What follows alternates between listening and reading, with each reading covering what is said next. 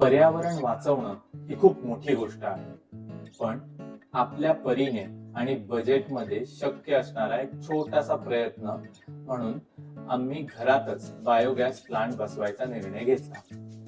एका साध्या ड्रम पासून त्या संपूर्ण बायोगॅस सिस्टीमची उभारणी होणार होती.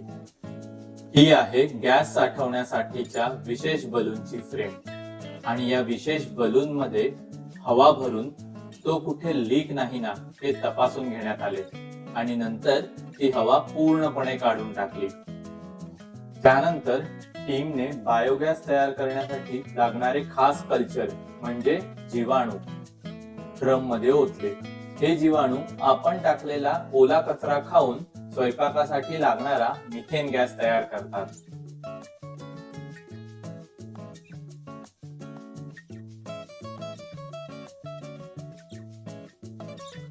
ड्रम मध्ये जीवाणू टाकल्यानंतर त्याचे झाकण व्यवस्थित घट्ट करून बंद करण्यात आले, जेणेकरून आतील हवा बाहेर किंवा बाहेरची हवा आत जाणार नाही.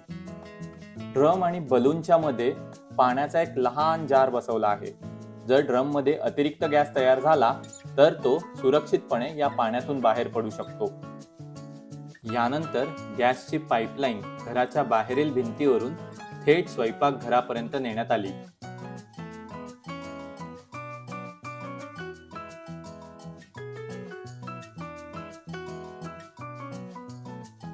ही पाईपलाईन आत आणून खास बायोगॅसच्या शेगडीला जोडण्यात आली. दुसऱ्या दिवशी जिजाने घरातील भाजीपाल्याचा ओला कचरा बायोगॅस प्लांट मध्ये टाकायला सुरुवात केली. आणि बघा, बलून हळूहळू फुगून त्यात गॅस जमा झाला आहे. प्रथमने दिलेल्या साधनाच्या साह्याने तो कचरा व्यवस्थित आत ढकलला. घरात पहिल्यांदाच स्वदेशी बायोगॅस तयार झाला होता, म्हणून नेहमीप्रमाणे आधी पूजा विधी करून आम्ही शेगडी पेटवली.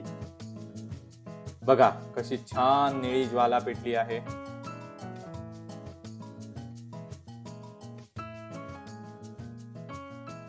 या बायोगॅसवर पहिली गरम गरम पोळी भाजून आमचा पहिला स्वयंपाक पूर्ण झाला. आशा आहे की तुम्हाला आमचा हा बायोगॅस सेटअपचा व्हिडिओ नक्की आवडला असेल.